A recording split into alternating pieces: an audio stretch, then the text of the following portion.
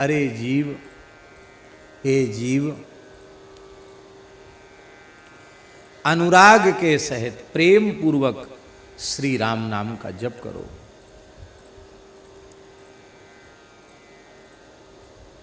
क्योंकि श्री राम नाम के जप के अतिरिक्त इस कराल कलिकाल में अन्य कोई साधन निर्दुष्ट बचा ही नहीं है।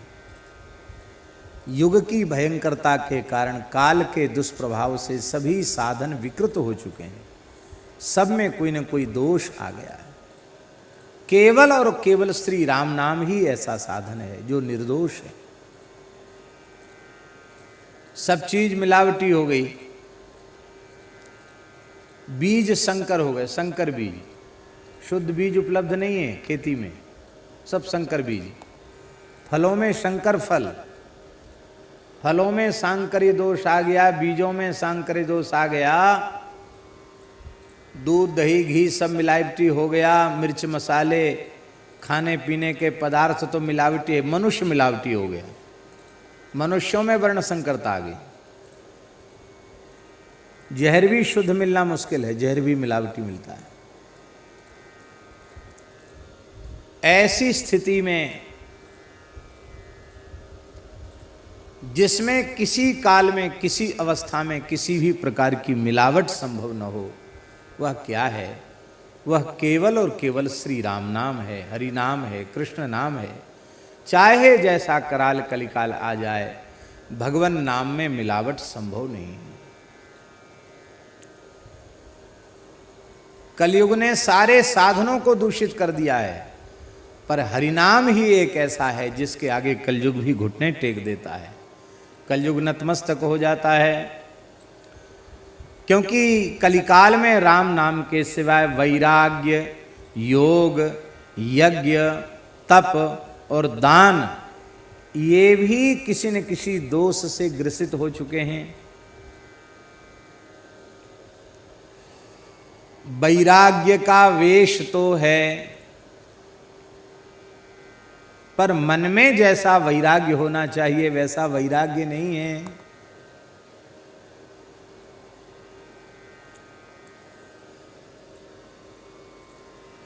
समय ऐसा है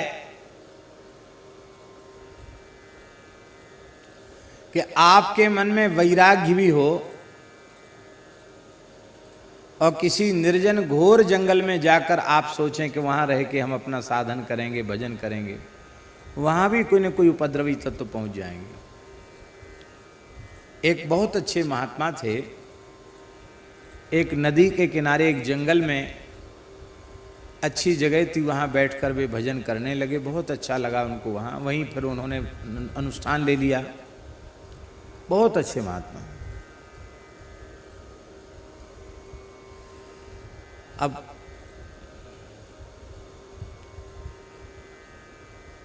भेड़ बकरी गैया भैंस पशुधन लेकर जंगल में चरवाहे चराने आते थे।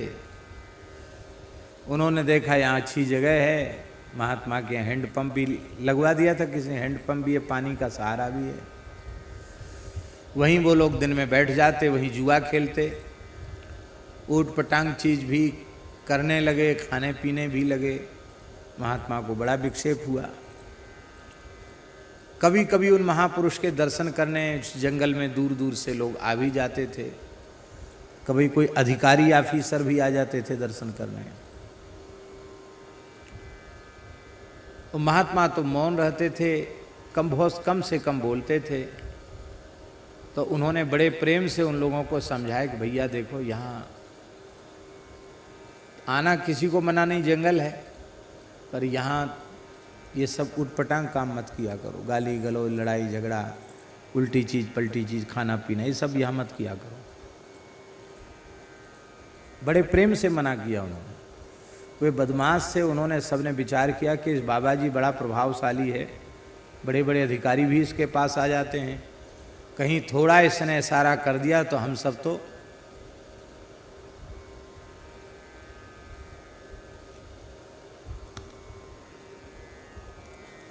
अंदर हो जाएंगे। तो हम अंदर हों इसके पहले इस बाबा जी को परलोकगामी बना दें, इसका महाप्रस्थान करा दें।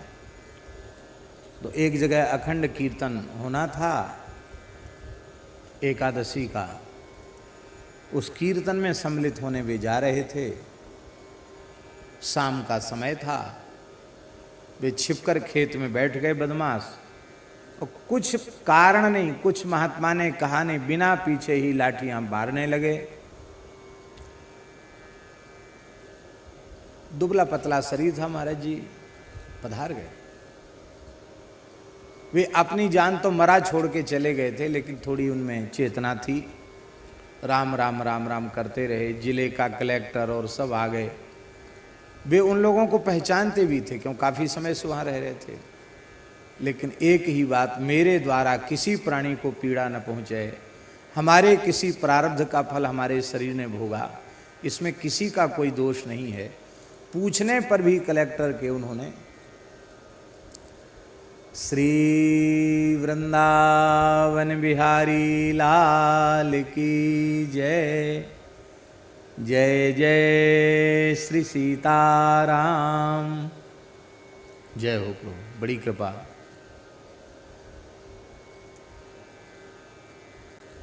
महाराज जी ऊपर विराजे कुर्सी पर।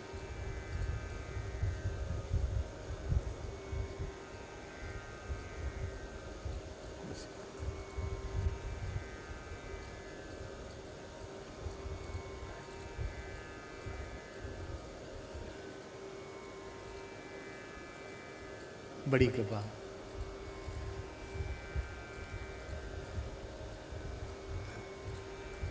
संत भगवान इधर आ जाएं, इधर बैठ जाएं।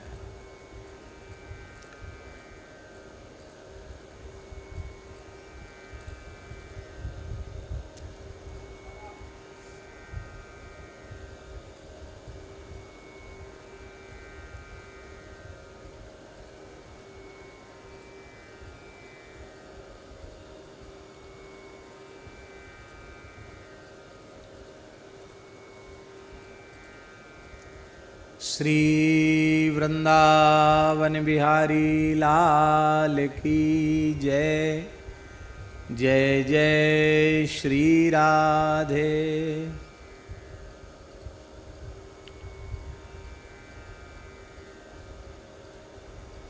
तो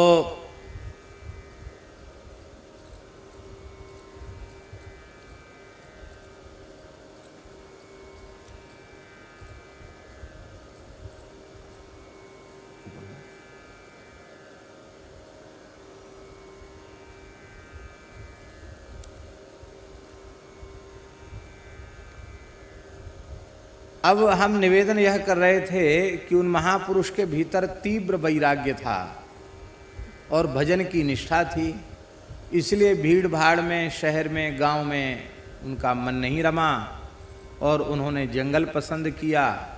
और जंगल में भी अकारण दुष्टों ने उनको मार डाला।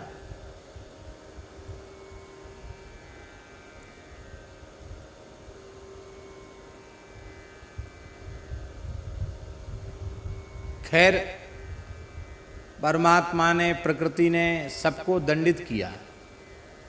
जो थे, महात्मा ने तो कोई प्रतिक्रिया नहीं की, लेकिन जिन्होंने भी ऐसा किया था उनको कठोर दंड मिला परमात्मा की ओर से। लेकिन एक बात समझ में आई कि युग इतना भयंकर है कि आपके मन में तीव्र वैराग्य हो तो भी मठ मंदिर में रहो, संतों के बीच में रहो। बहुत ज़्यादा किसी पर्वत में, जंगल में जाने की कोशिश मत करो, वहाँ भी कोई न कोई उपद्रवी तत्व आ जाएगा। तो भजन का साधन देव दुर्लभ मानव शरीर भी नष्ट कर देंगे वे दुष्ट लोग, वो भी खतरे में पड़ सकता है। इसलिए गोस्वामी जी ने कहा कलिना विराग जोग। कलयुग में वैराग्य भी इस प्रकार का नहीं है कि केवल वैराग्य के सहारे किसी की नैया पार लग जाए। मन में वैराग्य होगा तो भी आप क्रियात्मक रूप में वैराग्य वृत्ति से रह नहीं सकते हैं, बड़ी कठिनाई है। योग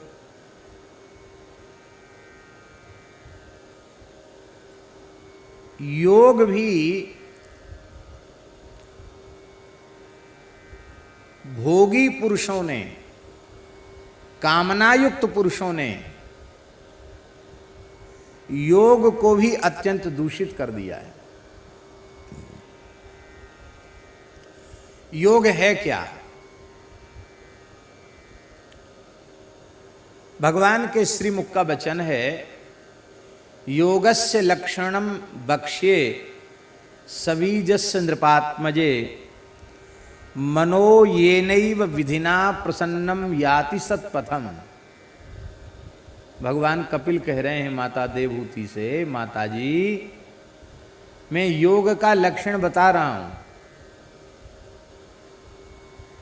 इस योग का आश्रय लेने वाला व्यक्ति, उसका चित्त अत्यंत प्रसन्नता पूर्वक भगवत प्राप्ति के पथ पर अग्रसर हो जाता है। इसका मतलब है हमारा चित्त, हमारा मन, हमारा अंतःकरण अत्यंत आह्लाद पूर्वक भगवत प्राप्ति का संकल्प लेकर भगवत प्राप्ति में जुट जाए। इतना काम करता है योग। अब पूरे संसार में नजर दौड़ाओ, जो जो योग का आश्रय लेकर के साधन कर रहे हैं, वे योग का आश्रय लेकर भोगों की ओर दौड़ रहे हैं, कि लोक संग्रह की ओर दौड़ रहे हैं, कि मान बढ़ाई, रुपया पैसा पद प्रतिष्ठा की ओर दौड़ रहे हैं, या प्रसन्नता पूर्वक भगवत प्राप्ति के पथ पर अग्रसर हो रहे हैं। तो बिल्कुल समझ में आ जाएगा। आप थोड़ा योगा करना सीख लो, आंख नाक मूंदना सीख लो और बढ़िया उस पर वक्तव्य देना सीख लो, तो 100-500 एकड़ जमीन आपको मिल जाएगी। बड़ा भारी आप मठ बना लेंगे, योग का संस्थान बना लेंगे, आप जो चाहेंगे सो सब कुछ आपको हो जाएगा, भगवान नहीं मिलेंगे।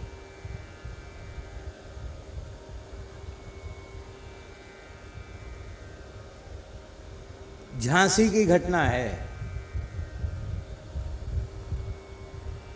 स्वामी जी, झांसी की घटना है। एक महात्मा थे, बहुत अच्छे थे, योगी थे। तो उन्होंने योग में आसनों की महिमा कहते कहते शीर्षासन की महिमा बताई। शीर्षासन को शीर्ष माने ये तो है ही है, पर शीर्ष माने आसनों में शीर्ष है, मस्तक है ये। क्योंकि शीर्षासन करने वाले का ब्रह्मचर्य भी ऊर्ध्वगामी हो जाता अधिक समय तक शीर्षासन करने से। और शीर्षासन के बहुत लाभ हैं।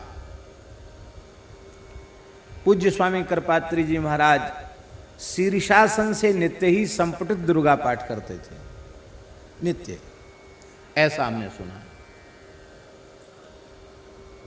तो शीर्षासन बहुत श्रेष्ठ है। उन्होंने अपने चेला को शीर्षासन की महिमा सुना दी। चेला भोला भाला था, कहा 3 घंटे में आसन सिद्ध होता है। उसने हठ कर लिया और शीर्षासन लगा लिया, उल्टे पांव कर लिए। अब धीरे धीरे बढ़ावे तो ठीक है। उसने इकट्ठे 3 घंटे का कर दिया, दीवाल के सहारे थोड़ा पैर टिका करके हो गया। अब महाराज श्रीय हो गया, खून उतर आया, आँख और ये सब बड़ी मुश्किल से उसके प्राण बचे। ठीक ठाक तो हो गया, लेकिन ये सिर इतना बड़ा रह ही गया, माने बेकार हो गया, विकृत चेहरा हो गया उसका। बड़ी मुश्किल से प्राण बचे उसके। इसलिए गोस्वामी जी ने कहा, ग्रसे कलि रोग जोग संयम समाधि रे। सब रोग से ग्रसित हो गए, सब दोष से ग्रसित हो गए। यज्ञ भी, हाँ, यज्ञ बहुत श्रेष्ठ साधन है। श्रीमद् भगवद गीता में तो भगवान ने कहा है, सह यज्ञा प्रजा सृष्ट्वा पुरोवाच प्रजापति अनेन प्रशविष्यध्वम अयम्बोस्त्विष्ट काम दुख। ब्रह्मा जी ने भगवदाज्ञा से यज्ञ के सहित प्रजा की सृष्टि की। प्रजा के लिए, प्रजा के, जनता के, जीवों के संपूर्ण मनोरथों की पूर्ति के लिए यज्ञ की सृष्टि की। यज्ञो वही विष्णु हूं, यज्ञ साक्षात विष्णु है, यज्ञ नारायण है। यज्ञ की बड़ी भारी महिमा है, लेकिन कलयुग में यज्ञ में भी इतनी सामर्थ्य नहीं है कि केवल यज्ञ के सहारे जीव अपना कल्याण कर ले। क्यों? क्योंकि यज्ञ में देश, काल और पात्र की विशुद्धि परमावश्यकी है। अब हम पूछ रहे हैं कि जिस धरती पर गाय का वध हो रहा हो, हजारों हजारों गाय, 40-50 हजार गाय रोज काट दी जाएं सूर्योदय होते होते, और डिब्बों में मांस पैक करके विदेश के निर्यात की तैयारी हो जाए, उस देश की धरती पर किया गया यज्ञ पूरी तरह सफल कैसे होगा? अरे पहले गाय का रक्त गिरना तो बंद हो। भूमि ही यज्ञ के लिए उपयुक्त नहीं है, गोवध हो रहा है।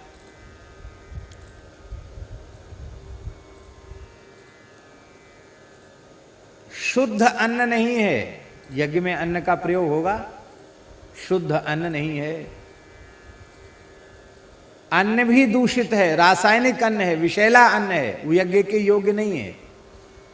स्वामी जी, संकर बीज जो होते हैं ना, वो आहुति के योग्य नहीं होते हैं। जौ संकर, चावल संकर, तिल संकर, ले साहब। यज्ञों में घी कहाँ से आवे? पंचगव्य और पंचामृत शुद्ध मिलना तो कठिन हो रहा है। इतना घी कहाँ से आवेगा यज्ञों के योग्य? गाय ही नहीं, घी कहाँ से आएगा? हमारे यहाँ वृंदावन में दुकानों पर पहले लिखा रहता, अभी लिखा रहता है, हाथ रस का शुद्ध घी। तो हम छोटे थे, हमने अपने महाराज जी से पूछा, गुरु जी से, मैंने कि महाराज जी हाथ रस का शुद्ध घी, हाथ रस में इतना घी होता है? महाराज जी हंसने लगे, बोले पंडित जी तुम्हें पता नहीं है, हाथ रस में एक बहुत बड़ा कुआं है घी का। जितना आर्डर दो उतना कुआं में से घी निकाल लिया जाता है। ऐसे महाराज जी ने कहा, हम छोटे थे, हम यही समझ गए कि हो सकता है कि घी का कुआं, महाराज जी कह रहे तो झूठ थोड़ी होगा, घी का कुआं होगा। बाद में पता चला घी का कुआं हुआ नहीं, लोग नकली घी बना लेते हैं। एक सज्जन हमारे पास आए, अच्छे पढ़े लिखे सज्जन, साइंटिस्ट, वैज्ञानिक, और उन्होंने कहा महाराज जी आप अपनी कथा में थोड़ा सुधार कर दीजिए। हमने कि क्या सुधार करें? आप कहते हैं घी में चर्बी मिलाते हैं। अब ये मत कहिए, आप अनुमति दीजिए तो मैं आपके सामने घी में चर्बी मिलाने की जरूरत नहीं, मैं चर्बी को ही घी बना दूंगा आपके सामने। कुछ केमिकल का नाम बताया उसने, बोले चर्बी हम लाते हैं आपके सामने, अब वो केमिकल डालेंगे तो चर्बी गंध रहित हो जाएगी, उसमें की जो चर्बी की गंध है, पशु की चर्बी, वो चली जाएगी इसकी। फिर घी का एसेंस आता है, वो घी का एसेंस उसमें डालेंगे, पूरी की पूरी चर्बी घी बन जाएगी। अच्छे से अच्छा व्यक्ति नहीं कह सकता कि घी नहीं है, वाह बढ़िया सुंदर घी है, एक नंबर घी है। हो सकता आपके घर के घी में उतनी खुशबू ना हो जितनी उस चर्बी वाले घी में खुशबू होगी। अब सोचो, चर्बी युक्त घी, पशुओं की, सुअर की, गाय की, भैंस की चर्बी जिसमें पड़ी हुई है, वो घी जिस आहुति में डाला जा रहा है, शाकिल्य में मिलाया जा रहा है, उस यज्ञ से देवताओं का बल कैसे बढ़ेगा? उस यज्ञ से तो असुरों का ही बल बढ़ेगा। देश, काल और वस्तु की पवित्रता नहीं रह गई। इसलिए केवल यज्ञ के सहारे भी बात बनने वाली नहीं है। अब यजमान और ऋत्विज, इनकी पात्रता का विचार करो। तो यज्ञ में दीक्षा ग्रहण करने योग्य यदि ठीक से शास्त्रीय लक्षणों का विचार करेंगे तो यज्ञ में आचार्य, ब्रह्मा, उद्गाता, होता आदि पदों पर प्रतिष्ठित होने वाले ब्राह्मण भी अत्यंत कठिनाई से मिलेंगे। मिलेंगे ही नहीं महाराज। यजमान भी नहीं मिलेंगे। वर्तमान समय में यजमान कौन है, यजमान की पात्रता क्या है, उसके शिखा सूत्र है कि नहीं, ये जरूरी नहीं है कि चुटिया होए चाहे न होए, जनेऊ होए चाहे न होए, उसका खान पान शुद्ध हो या न हो, उसकी कमाई ठीक हो या न हो, इस सब के विचार की कोई आवश्यकता नहीं है। वह किस वर्ण का है इसके भी विचार की आवश्यकता नहीं है। केवल आवश्यकता है धन की। पहले प्रथम यजमान जो प्रधान कुंड का यजमान बनेगा उसकी बोली इतने लाख की है, दूसरे नंबर के कुंड की बोली इतने लाख की है। अब इसका मतलब उतना लाख, उतना 1000 रुपया जो देगा वो यजमान बनेगा। तो अयाज्य याजन हो रहा है। जिसका यजन नहीं होना चाहिए उसका यजन कराया जा रहा है। हम में कराने की पात्रता नहीं है, आप में करने की पात्रता नहीं है। देश काल वस्तु सब अशुद्ध हैं, कैसे सफल हो। इसलिए यज्ञ भी ऐसा नहीं है कि केवल यज्ञ के सहारे जीव अपना कल्याण कर सके। बोले तप तो ठीक है, क्योंकि तप आधार सब सृष्टि भवानी, तप सबसे श्रेष्ठ साधन है। तपस्या तो ठीक है। बोले कलयुग में तपस्या भी नहीं है, तपस्या भी दोष युक्त हो गई है। व्याकरण शास्त्र में एक प्रयोग है, इत्थम भूत लक्षणे, महर्षि पाणिनि का सूत्र है। क्या? इत्थम भूत लक्षणे। लक्षण अर्थ में तृतीया विभक्ति होती है। जैसे जटाभिस्तापसः कमंडलुना क्षात्रः,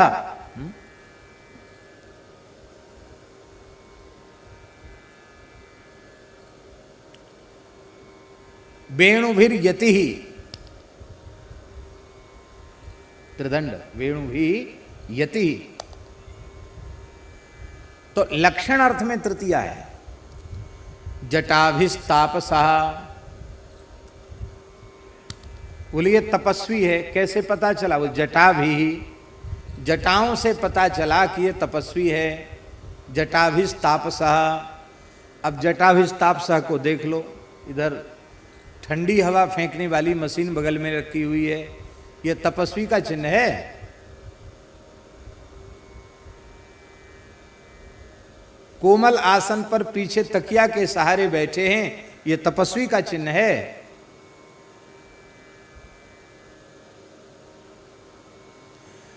तपस्वी की वेशभूषा मात्र है, तपस्वी का लक्षण हमारे में नहीं है।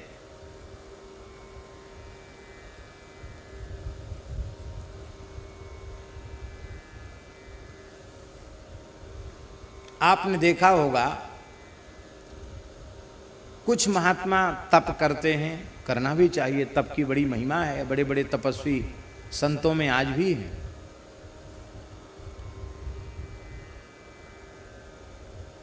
कोर्स होता है, जैसे संस्कृत की पढ़ाई का कोर्स होता है ना, पहले प्रथमा 1 साल, प्रवेश का तो शायद समाप्त हो गई अब, नहीं तो पहले प्रवेश का होती थी, फिर प्रवेश का के बाद 1 साल की प्रतिमा होती थी, 4 साल का मध्यमा और 2 साल का शास्त्री, 3 वर्ष का आचार्य। अब थोड़ा बदल गया, 3 वर्ष का शास्त्री और 2 वर्ष का आचार्य, ऐसा हो गया शायद। तो एक कोर्स था, प्रथमा 1 और मध्यमा 4, 5 हो गए, और 3 वर्ष शास्त्री हो गए, 8 हो गए, और 2 वर्ष आचार्य के हो गए 10 वर्ष। 10 वर्ष में आचार्य परीक्षा हो गई, कोर्स हुआ ना 10 साल का। ऐसी महाराज हमारे यहाँ त्यागी तपस्वियों में धूनी का कोर्स है। धूनी उठाते हैं महात्मा लोग, त्यागी तपस्वी लोग धूनी उठाते हैं। तो धूनी उठाते हैं तो उस धूनी में पहले पंच धूनी, अब बहुत से महात्मा 3-3 साल का एक एक तप करते हैं, 3 साल तक पंच धूनी। अब गिन लो आप, 3 साल पंच धूनी माने बसंत पंचमी से लेके गंगा दशहरा तक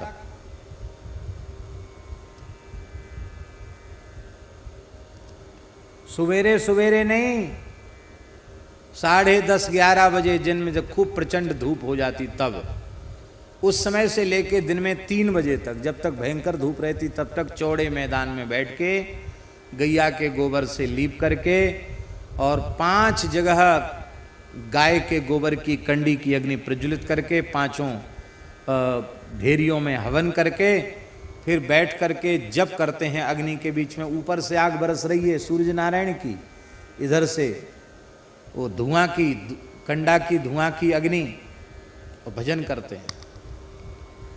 ये कितने साल? 3 वर्ष पंचधूनी। अब गंगा दशहरा हो गया, उसके बाद छुट्टी नहीं, विभूति तो रोज चढ़ाना है, हवन तो रोज करना है। अब गंगा दशहरा के बाद फिर आषाढ़ लग जाता है महाराज जी, तो आषाढ़ में वो 3 वर्ष तक भीतर नहीं जाना छाया में, उसको साधुसाई भाषा में मेघडंबर कहते हैं, खुले आकाश के नीचे रहना, आर्द्रपट गीला ही कपड़ा पहन के रहना, सूखा कपड़ा नहीं पहनना, भजन करना। फिर ठंड आ गई तो सर्दी में क्या करना? जल सैया करना, उघारे पुघारे रहना। रात को पोखरा के पानी में बर्फ जैसे ठंडा पानी, उसी में इतना डूब करके रात भर भजन करना, उसको कहते जल सैया। ये है तप, कायक क्लेशो ही तपः, ऐसे पहले महात्मा थे खूब। 3 वर्ष ये किया पंचधूनी, फिर 3 साल सप्तधूनी। कितने हो गए? यही तपस्या, 3 वर्ष सप्तधूनी, 7 जगह जला करके। फिर 12 धूनी 3 वर्ष, कितना हो गया? 9 साल हो गए, गिनते जाना। और 12 धूनी के बाद फिर बहुत से लोग 24 धूनी करते हैं, बहुत से लोग 27 धूनी करते हैं। 27 धूनी, 3 वर्ष 27 धूनी, 27 जगह आग जला करके हवन करके फिर भजन करना। और फिर 27 के बाद 54 धूनी, फिर 84 धूनी, 84 जगह अग्नि जला करके और फिर हवन करके उसमें बैठ के भजन करना। कितनी गर्मी लगती होगी, कितनी भयंकर। महाराज आधी बाल्टी शक्कर घोर के पी जाते हैं नींबू डाल के, और वो सबरा पानी पसीना से निकल जाता, बह जाता पसीना। और 84 धूनी के बाद फिर महाराज कोट खप्पर, 3 साल तक कोट खप्पर। कोट खप्पर का मतलब है उसमें 84 की संख्या भी नहीं, इतनी मोटी कंडा की चारों ओर से लगा, केवल एक प्रवेश का द्वार रहता है कोट, और सब में अग्नि, प्रधान सामने अग्नि होती है, उसमें आहुति देकर सब जगह चिपिया से एक कंडी डाल दी जाती है, चारों ओर से आग जल जाती है महाराज। सामने आग, चारों ओर से अग्नि का परकोटा, और एक खप्पर में वो कंडा रख करके, लकड़ी रख करके उसमें भी कंडी डाल देते, उसमें भी स्वाहा, खोपड़ी पर भी आग जल रही है। देखा आपने ऐसा? अरे अभी भी कुंभों में दर्शन हो जाता है। हम तो गिनती भूल गए, आप गिनती कर रहे हो, कितनी गिनती हुई है? 18 साल। 18 साल हो गई। 18 साल का कोर्स है।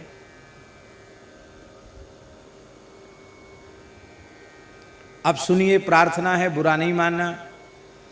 इतनी कठोर तपस्या करने के बाद फिर अफीम खा ली, धतूरा पी लिया, भांग पी ली, चिलम पीने लग गए, गाली गलौज करने लग गए, और फिर इतनी कठोर तपस्या का प्रयोजन केवल इतना है कि बहुत बड़ा यज्ञ हो जाए, बहुत भंडारा हो जाए, बहुत स्थान बन जाए, ये उसका प्रयोजन हो गया।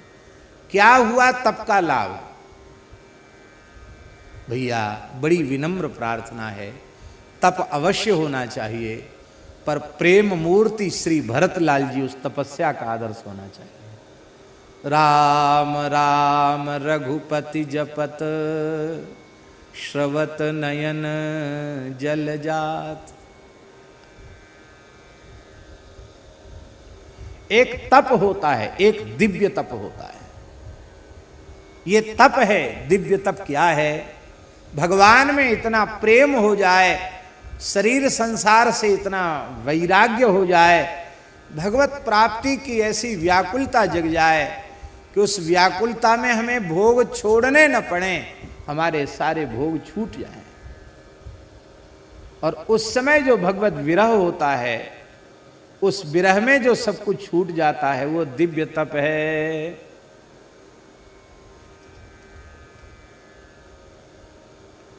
मीरा जी कह रही हैं, पाना ज्यों पीली पड़ी रे,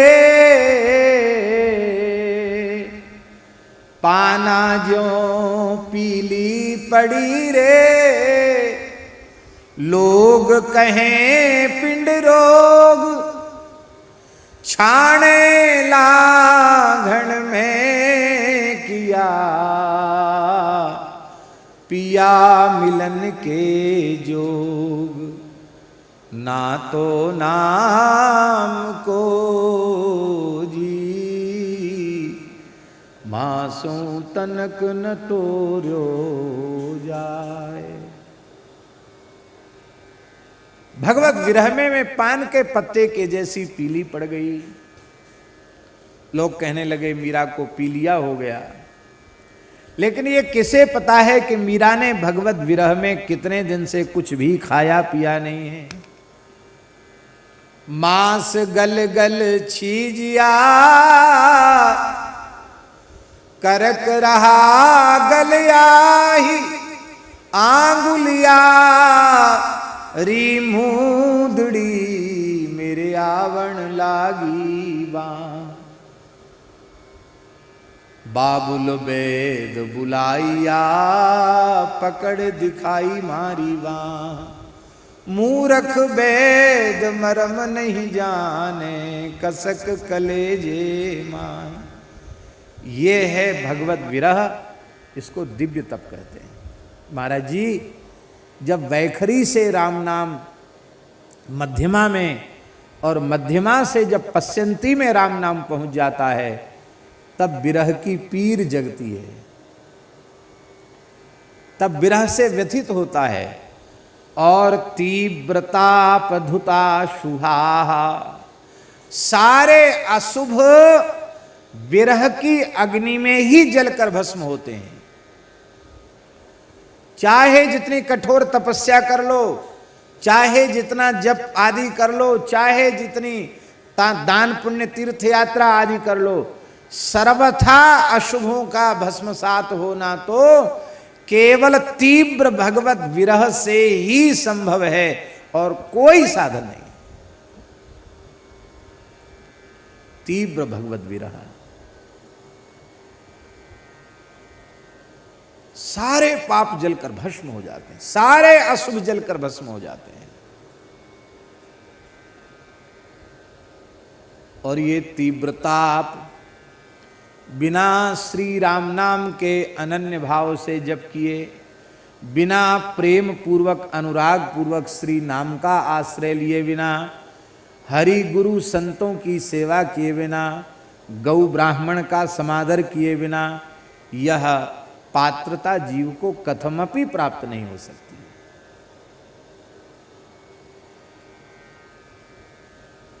तो महाराज जी तपस्या की भी ये स्थिति है। और दान से भी कलयुग में मात्र दान का सहारा लेकर कुछ नहीं हो सकता।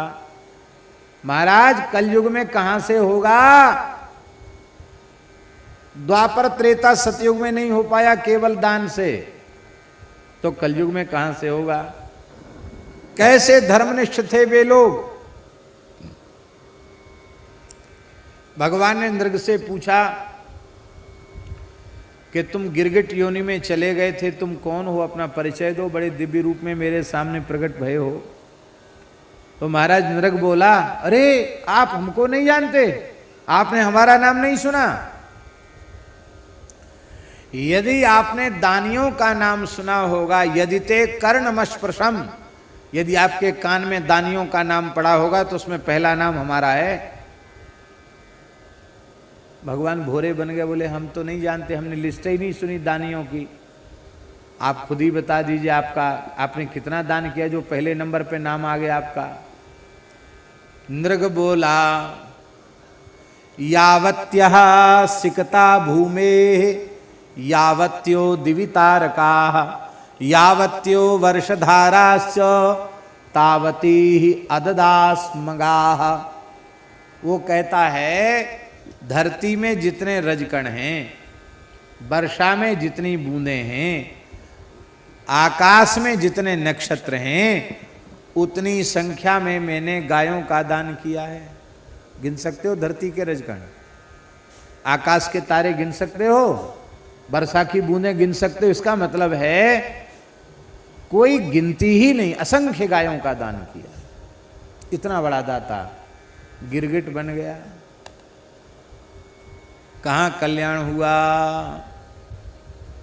इसलिए संत श्री मलूकदास जी महाराज ने अपनी वाणी में कहा, साधो भाई अपनी करनी नाही, साधो भाई अपनी करनी नाही, जे करनी का करें भरोसा, ते जम के घर जाहीं, साधो भाई अपनी करनी नाही।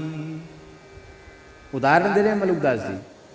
लक्ष्य गऊ दे अन्न खात थे, राजा नृग से प्यारे, पुण्य करत और जमा गमाई, ले गिरगिट करी डारे, साधो भाई अपनी करनी नाई। गौतम नारी बड़ी पतिव्रता, बहुते कीने दाना, करनी कर भई कुंठ न पैठी, काहे भई पशाना, साधो भाई अपनी करनी नाही। तब क्या करें? मारहु मान क्षेम करी बैठो, क्षाणो गर्भ गुमाना, आपा में तो राम भजो तुम, कहत मलूक दीवाना, साधो भाई अपनी करनी नाही, साधो भाई अपनी करनी नाही।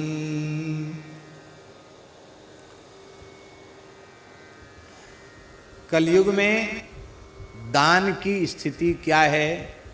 किसी से छिपी हुई नहीं है।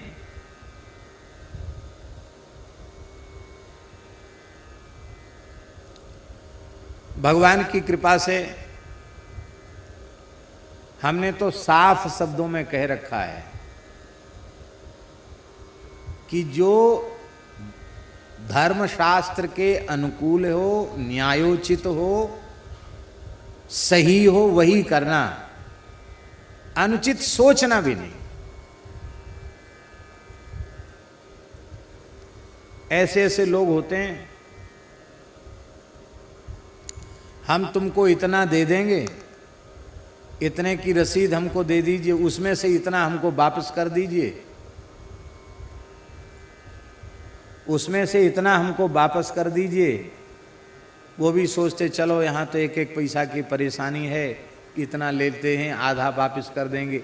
ऐसे ऐसे भी लोग सुनने में आते हैं कि मतलब 20% तुम ले लो, 80% हमको वापस कर दो। अब सोचो, परमात्मा की दृष्टि में छिपी रह जाएगी ये बात। इस दान का आपको क्या पुण्य मिलने वाला? कोई पुण्य मिलने वाला नहीं है। तो तुरंत लोग कहते हैं कि अरे फिर आपने संस्था को आयकर मुक्त क्यों कराया? जब आप ये काम नहीं करते हैं और परेशानी हमेशा बनी रहती है, कर्ज बना रहता है और हम तो कर्ज चुकाना चाहते हैं और आप ऐसे नहीं करना चाहते, तो बहुत गलत बात। फिर आपने आयकर मुक्त क्यों कराया? तो हम पूछते हैं, क्या चोरी करने के लिए, बेईमानी करने के लिए आयकर मुक्ति कराई जाती है क्या?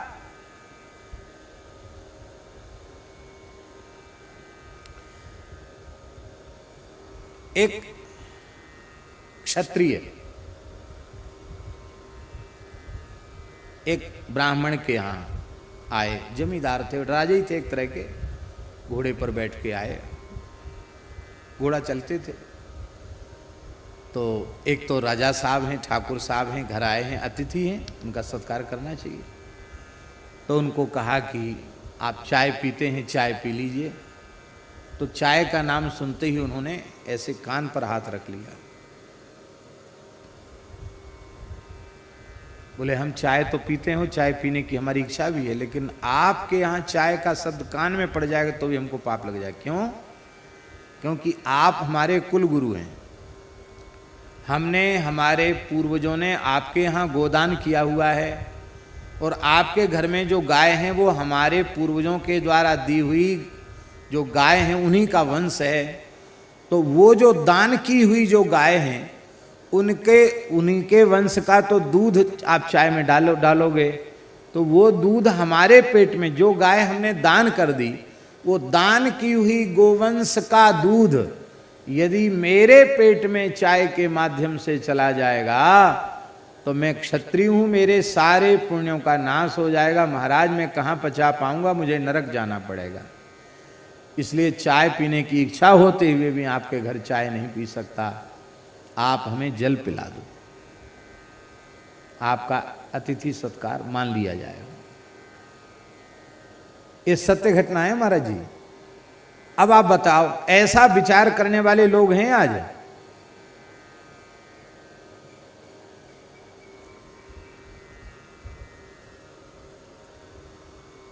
शुकताल में, शुक तीर्थ में, एक आश्रम में, हनुमत धाम में, एक महात्मा एक कमरे में रुके। अच्छे महात्मा थे, बड़े भजन अनुष्ठान में थे बेचारे। उन्होंने कुछ दिनों का अनुष्ठान ले रखा था। अब जिस सेठ ने कमरा बनाया था वो सेठ आया, उसने कहा हम तो उसी कमरे में रहेंगे। दान देने वाले वो अपना दबदबा रखते हैं, कलयुग है इसी का नाम। हमने दिया है तो मालिक हम हैं, तो मालिक नहीं हो। तो उसने पहले मैनेजर से कहा, मैनेजर ने कहा कि भाई वो कमरा तो नहीं मिल सकता, उसमें संत अनुष्ठान कर रहे हैं, दूसरा ले लो। वो पहुंच गया, बोले तुम इसमें रुके कैसे, बाहर निकलो, दूसरे में आसन लगाओ, इसमें हम लोग रहेंगे। अब वो महात्मा पहुंच गए स्वामी जी के पास। महाराज मैं अब अनुष्ठान शुरू हो गया है, इतने दिन का और बकाया है, मुझे बीच में ही अपना कलश वलश उठा के यहाँ से जाना पड़ेगा। क्या बात हुई? बोले ऐसी ऐसी बात है। बुता बुलाया, बोले आपने देखा नहीं मेरा नाम लिखा हुआ है, कमरा बनाकर सेवा में अर्पित किया। तो उन्होंने हथौड़ा उठाया, हथौड़ा, और हथौड़ा से 10-20 हथौड़ा मार के नाम जो लिखा था ना पत्थर पे, उस पत्थर को टुकड़े टुकड़े कर दिए। बोले नाम तो खत्म हो गया। अब जो पैसा तुमने कमरा बनाने में दिया है उसका मैं ब्याज से अब तक का हिसाब जोड़ के लाओ। मैं ब्याज के पैसा ले, वो पैसा इतने का कमरा है ना, इतना ब्याज बाजार में चल रहा है, उसका इतना होता है, ये पैसा ले जाओ वापस। आइंदा कभी आश्रम में पैर मत रखना।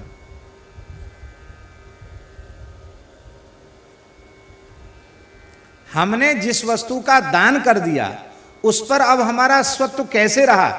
दान की हुई वस्तु को हम भोगते हैं तो पाप के भाजन बनेंगे। ये विवेक कितने लोगों में रह गया है? एक सज्जन आए, गर्मी का समय था, एक मंदिर में जगमोहन में, ठाकुर जी का तो शयन हो गया था, और जगमोहन में पंखा चल रहा था, महात्मा लोग वहाँ विश्राम कर रहे थे, गर्मी का समय था।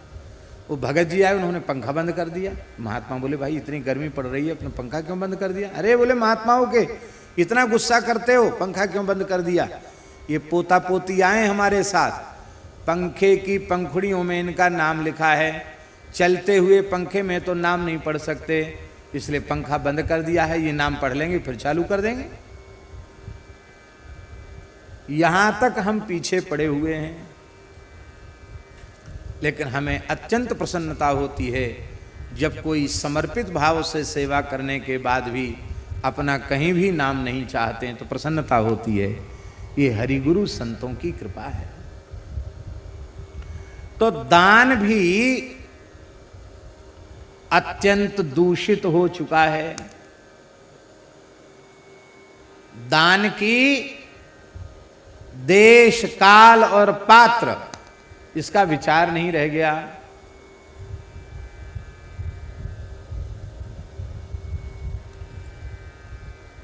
दान अपनी शास्त्रीय मर्यादा में नहीं है, तो केवल दान के सहारे भी जीव का कल्याण संभव नहीं है। केवल और केवल एक राम नाम ऐसा है जिसके सहारे जीव का कल्याण हो सकता है। कलीना विराग जोग जाग तप त्याग रे, राम जपु जिय सदा सानुराग रे। अनुराग पूर्वक श्री नाम का आश्रय लो, श्री नाम का जप करो। नाम से विमुख होकर वैराग्य भी तुम्हारा कल्याण नहीं कर पाएगा। राम नाम से विमुख योग भी तुम्हारा कल्याण नहीं कर पाएगा। राम नाम से शून्य यज्ञ भी तुम्हारा कल्याण नहीं कर पाएगा। राम नाम से शून्य तपस्या भी तुम्हारा कल्याण नहीं कर पाएगी। राम नाम से शून्य दान भी तुम्हारा हित नहीं कर पाएगा। केवल और केवल राम नाम से ही इस कराल कलिकाल में जीव जगत का कल्याण संभव है। यही बात गोस्वामी जी में मानस जी में कही है।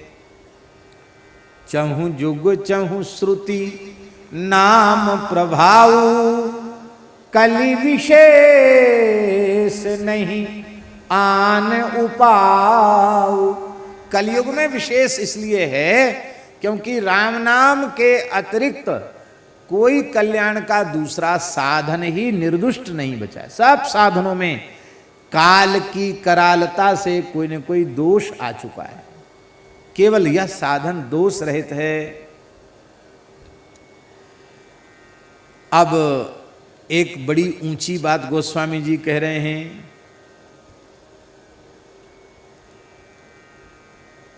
शास्त्र क्या है?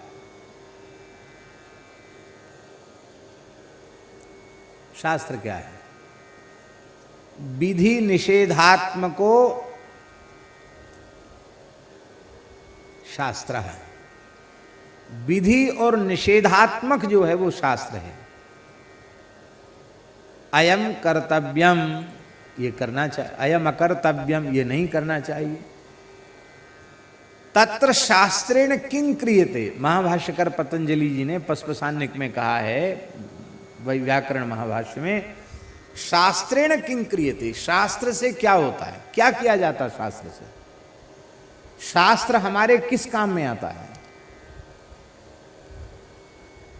तो भगवान पतंजलि कह रहे हैं तत्र शास्त्रेण धर्म नियम क्रियते, शास्त्र के द्वारा धर्म नियम किया जाता है।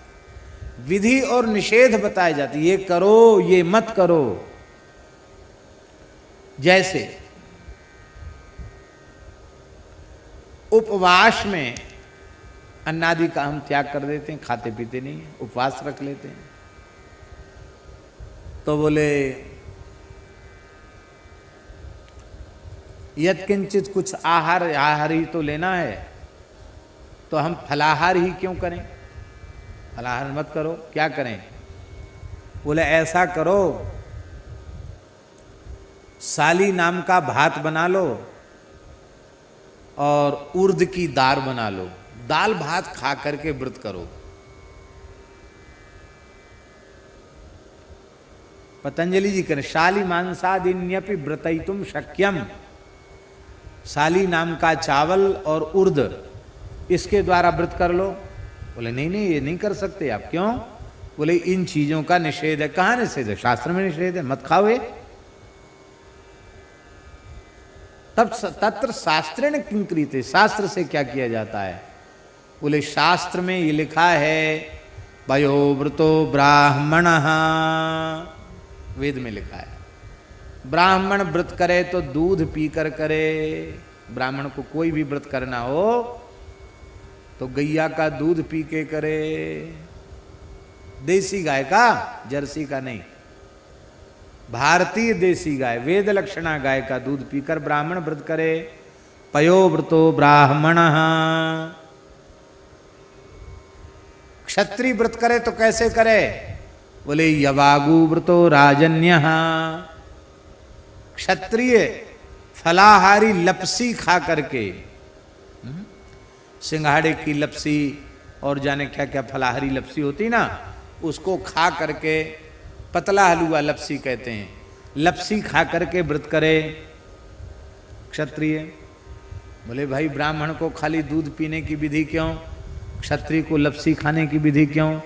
अब उसका व्रत है, उसी दिन युद्ध में उसको जाना पड़ा तो खाली दूध पी के जाएगा तो थोड़ी कमजोरी रहेगी, भूख जल्दी लगाएगी, और बढ़िया घी में तर सुंदर लपसी खा के जाएगा तो शक्ति रहेगी, युद्ध में लड़ने की ताकत रहेगी।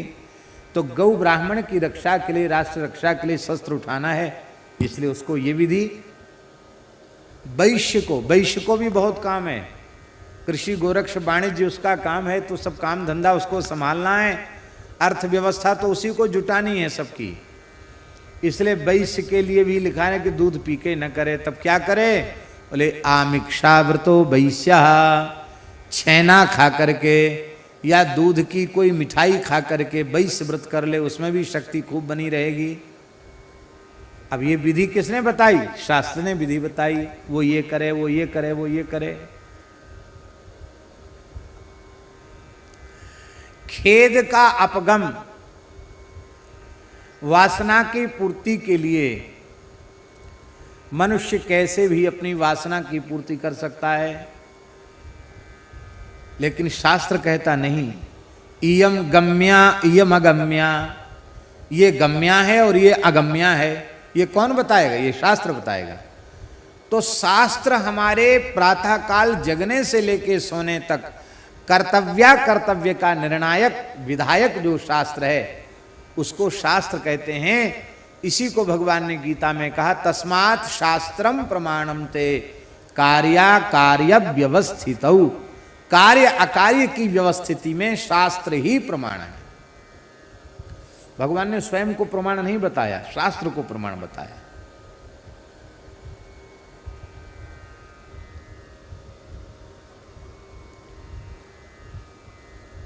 और महाराज ये विधि निषेध इतना जटिल, इसकी प्रक्रिया है, इतनी जटिल प्रक्रिया है। एक महान भाव ने हमसे कहा कि क्या करें क्या ना करें, गीता प्रेस से छपी ना पुस्तक, क्या करें क्या ना करें। एक सज्जन बोले, भोले ही आदमी थे बेचारे, बोले हमने बड़े भाव से पुस्तक खरीदी, लेकिन पढ़ते ही हम घबरा गए। बोले हमने धर दिया, पुस्तक ही धर दी। बोले अब क्या करें क्या ना करें, रहने दो, इतना नहीं होगा, इतना करो, ये करो, ये करो, ये करो। एक पुस्तक है क्यों, शास्त्रार्थ महारथी महापंडित श्री माधवाचार्य जी की। एक सज्जन बोले हमने पुस्तक मंगाई और क्यों पढ़ के हम तो घबरा गए। बोले भैया इस सब से नहीं होगा।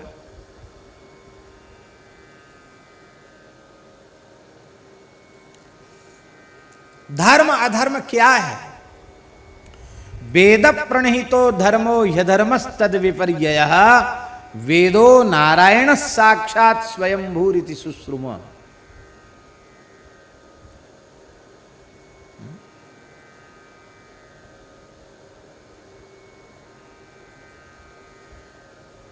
वेदादि शास्त्रों में जिस कर्म का विधान किया गया है ऐसा करना चाहिए, वो जो विधि है वो धर्म है। और जिस कर्म को अविधि बताया गया, जिस कर्म का निषेध किया गया वो अधर्म है, वो पाप है। अब इसका व्याख्यान इतना लंबा चौड़ा है कि वर्षों तक पढ़ने के बाद भी कुछ न कुछ अज्ञानता के कारण अविधि हो ही जाती है। हम जानते नहीं, हमसे गलती हो जाती है।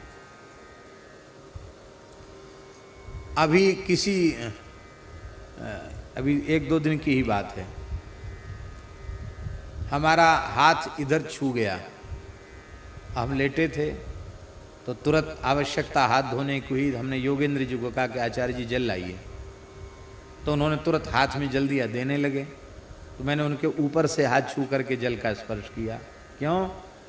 तुरंत हमें याद आ गया कि ऊपर से कोई व्यक्ति अपने से ज्येष्ठ को जल देता है, उसके तत्काल सारे पुण्य नष्ट हो जाते हैं। मैंने कहा आचार्य जी ये लिखा हुआ है पोथी में, इसलिए मुझे याद आ गया तो मैंने ऊपर से जल छुआ। अब जाओ ठीक से हाथ धो लो। अब वो कोई मूर्ख तो नहीं है, वो भी पंडित हैं, आचार्य हैं, विद्वान हैं, लेकिन बोले ये तो हम बात पहली बार सुन रहे हैं। ऐसी कितनी चीजें हैं हमारे शास्त्रों में जिनको अब जितना पाठ करते चले जाते हैं उतनी नई नई चीज मिलती चली जाती है, उसकी कोई सीमा नहीं है। बाल की खाल निकालते चले जाओ, कोई सीमा नहीं। इतना विषय है, गहन विषय है। धर्मस्य तत्वम निहितम गुहायाम। अब देखो यहां पूज्य बटुक ब्रह्मचारी गण गायत्री पुरस्करण कर रहे हैं। गोवंश की रक्षा हो, सभी प्राणियों का सर्वविध मंगल हो, ऐसे पवित्र भाव को लेकर के जप कर रहे हैं। बड़ी महिमा है जप की। अब गायत्री की जहां महिमा है, अब सुन लो,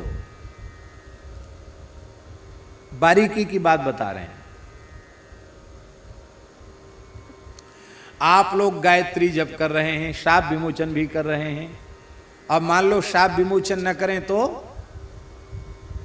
बोले शाप युक्ता तो गायत्री सफला न कदाचन। शाप युक्ता गायत्री सफल ही नहीं है। इसका मतलब शाप विमोचन बहुत जरूरी है।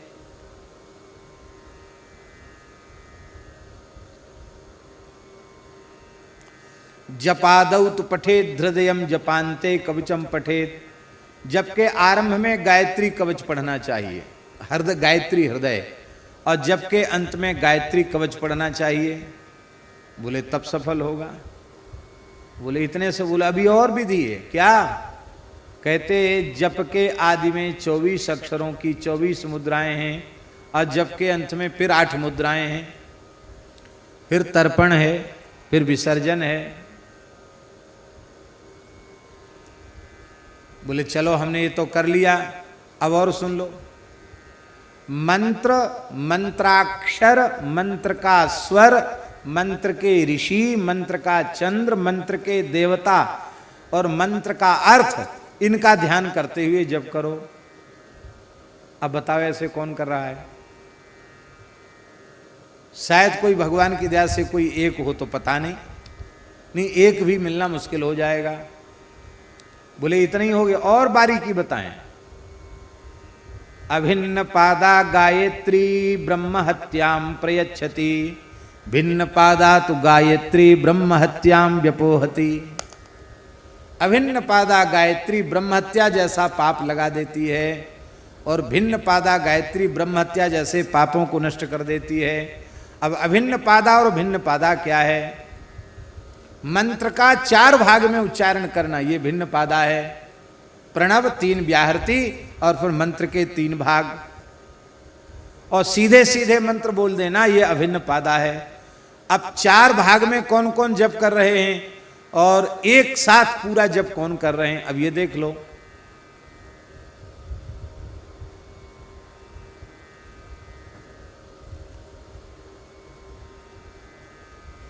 जप भी तीन प्रकार का है, वाचिक, उपांशु और मानसिक। वाचिक में जिसमें बहुत मंद्र स्वर निकलता है, बाहर किसी को सुनाई नहीं पड़ता है, पर हम शुद्ध खुद मंत्र का उच्चारण स्वयं सुनते हैं और जप करते हैं, वो हुआ वाचिक। उपांशु जिसमें उच्चारण बिल्कुल नहीं होता, भीतर थोड़ी जिह्वा और होठ हिलते हैं थोड़े थोड़े, वो हुआ उपांशु। और मानसिक में जिसमें जिह्वा आदि कुछ भी नहीं हिलती, प्रस्तर प्रतिमा के समान साधक बैठा हुआ है, भीतर से मंत्र का ध्यान करते हुए मंत्र का भीतर से ही उच्चारण हो रहा है, ये हुआ मानसिक। और मानसिक जप जो है वाचिक जप से 100 गुना श्रेष्ठ है उपांशु, और उपांशु जप से 1000 गुना श्रेष्ठ है मानसिक जप। अब मानसिक जप कितने लोग कर रहे हैं? बोले अब तो हो गई बात पूरी। अरे अभी भी बात तो बाकी रह गई। क्या बात बाकी रह गई?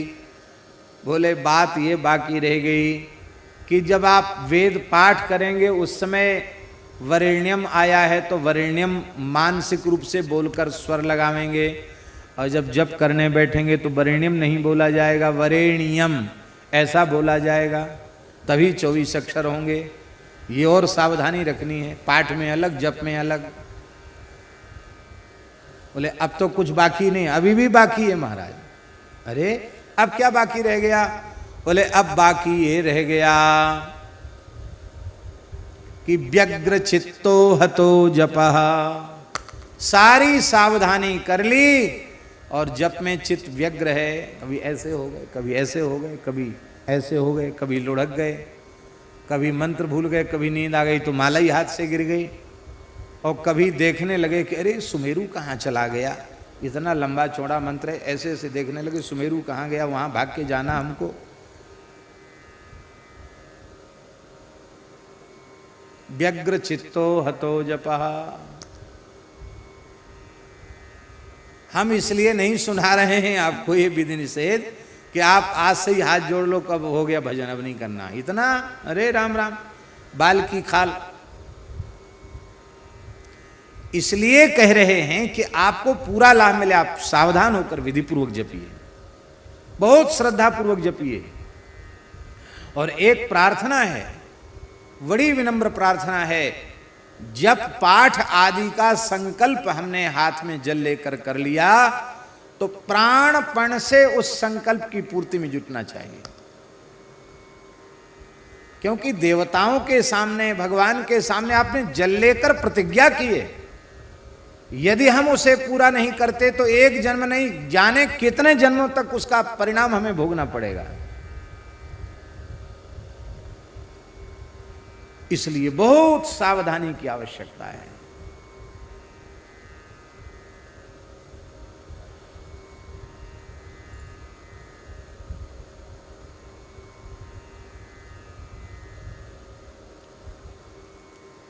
पूज्य श्री रामानुज प्रपन्नाचार्य गुरुजी का अष्टोत्तर सत्था वृंदावन में हर मिलाप आश्रम है, उसमें गुरुजी ने हमको कहा कि आपको जरूर रहना पड़ेगा। हमने कहा गुरुजी हम तो किसी पाठ में जाते नहीं। बोले नहीं, मेरी आज्ञा है। ठीक, जो आज्ञा। तो हमने वहाँ देखा कि कभी कभी बहुत जल्दी जल्दी पाठ, कभी कभी इतने धीरे धीरे गा गा करके पाठ। और हमने देखा अगल बगल में पहले दिन ही कि जब पाठ आगे बढ़ जाता और ध्यान इधर उधर चला गया तो तुरंत उतना पन्ना पलट देती है, उतनी लाल ऐसे ऐसे ऐसे ऐसे लाइन ऐसे ऐसे करके वहाँ पाठ करने लग जाती। हमको आश्चर्य हुआ कि 108 पाठ के संकल्प लेकर लोग बैठे हैं, पर भगवान की दया से 8 पाठ भी ईमानदारी से हो जाएं तो समझो बहुत हो गए। तो पंडित श्री व्यास नंदन जी मूल पाठ करता थे। ये बात बहुत पुरानी बात है, हम समझते कम से कम 30 साल पुरानी बात तो होगी, 30 वर्ष पुरानी बात होगी। तो मैंने पंडित श्री व्यास नंदन जी से कहा, मैंने कहा हम आपके साथ पाठ नहीं करेंगे क्योंकि मैंने पाठ का संकल्प किया है, हम अर्थानुसंधान पूर्वक पूरा पाठ करेंगे, आपके साथ हम नहीं कर बैठेंगे जरूर यहीं। और दास ने पाठ किया। तो जब पाठ से उठते तो वो पूछते हैं आपका पाठ कहाँ चल रहा है, तुम कह देख लो। तो हमारा पाठ कम से कम 10-5 अध्याय आगे चलता उनसे। क्योंकि हमको तो एक स्वर में पाठ करना है, उनको कभी तेज कभी जल्दी, और फिर बीच में उनको बाल भोग की छुट्टी। और हम जब बैठ गए तो हमको बाल भोग करना ही नहीं, हम तो जब पाठ पूरा होगा तभी उठेंगे, बीच में हमको उठना नहीं।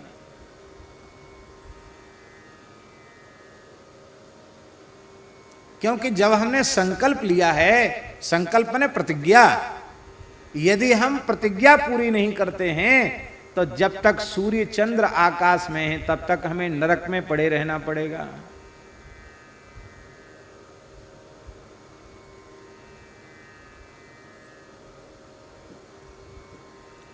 बहुत सावधानी की आवश्यकता है। हम जो कुछ करें वो सावधान होकर करें। अब यहां हमारा प्रतिपाद्य विषय है श्री राम नाम की महिमा, वही विनय पत्रिका में चल रही है। अब राम नाम के जप की बात बता रहे हैं। राम नाम का जप करो, चाहे राम नाम का कीर्तन करो, कोई शाप विमोचन की आवश्यकता नहीं है।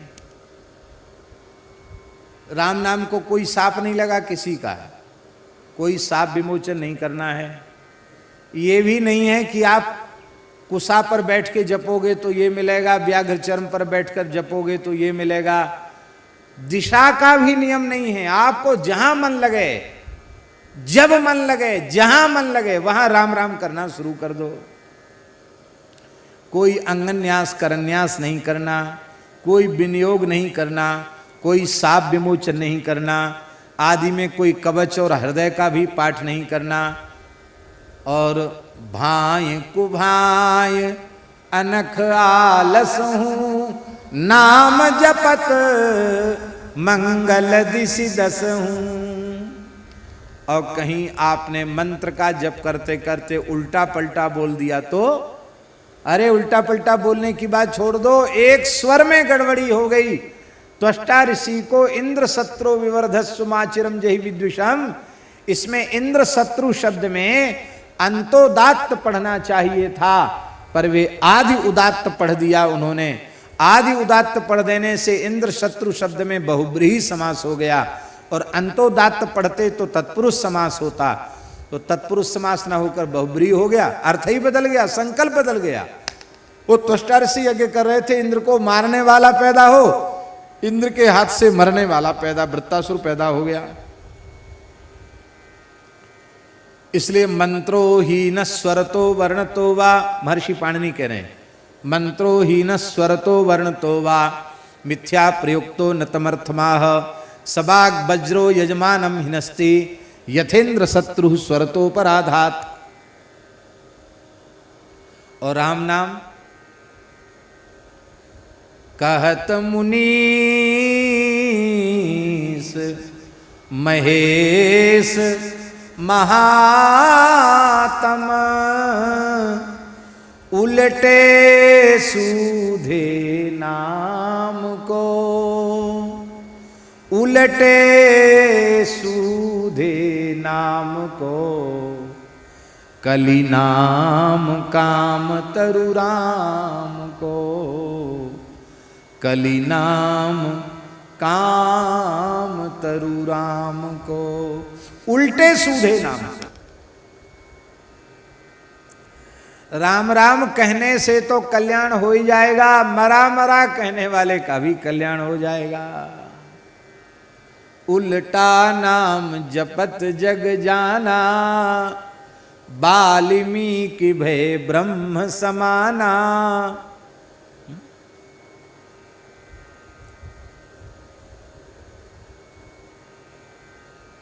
जान आदि कवि नाम प्रतापू, भयउ शुद्ध करी उल्टा जापू।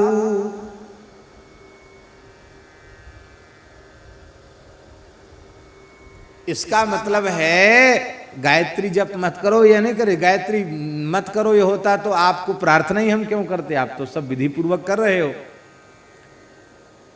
लेकिन प्रार्थना ये है कि सब कुछ करो और राम राम न करो तो सब कुछ किया कराया न किए के बराबर है। और कुछ भी न बने, केवल और केवल राम नाम बने तो अपने आप में परिपूर्ण है, परिपूर्ण है, परिपूर्ण है। उसमें कहीं से भी कोई न्यूनता नहीं है, वह अपने आप में परिपूर्ण से भी परिपूर्ण है।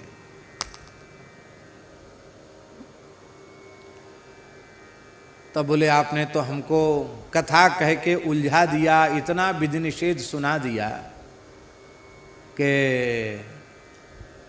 एक सज्जन बोल रहे थे महाराज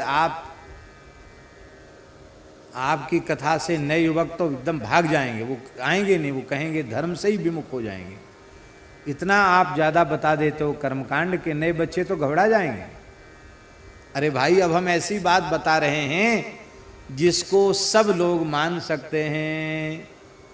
ये हम नहीं बता रहे हैं, ये श्री तुलसीदास जी बता रहे हैं। क्या बात है? राम सुमिरत सब विधि ही को राज रे, राम सुमिरत सब विधि ही को राज रे, राम को विसारी बो, निषेध सिर ताज रे, राम को विसारी बो, निषेध सिर ताज रे, राम राम जपूजिय सदा सानुराग रे, राम राम जपूजिय सदा सानुराग रे, राम राम जपूजिय।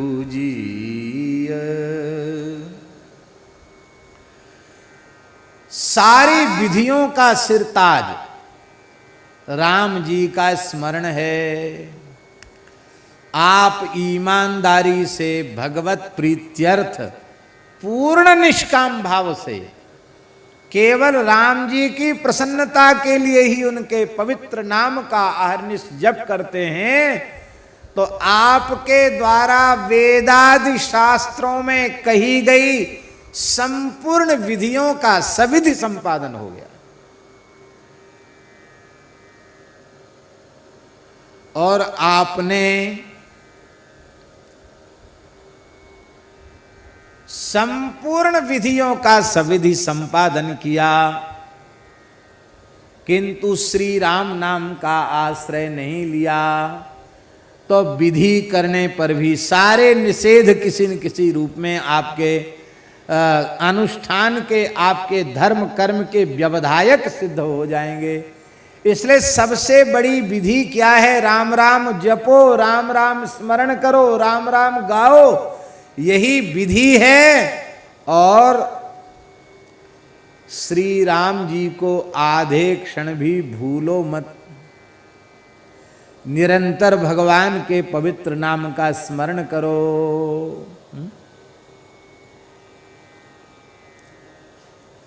विपदो नैव विपद संपदो नैव संपदः, विपद विस्मरणम विष्णोः संपन्नारायण स्मृति।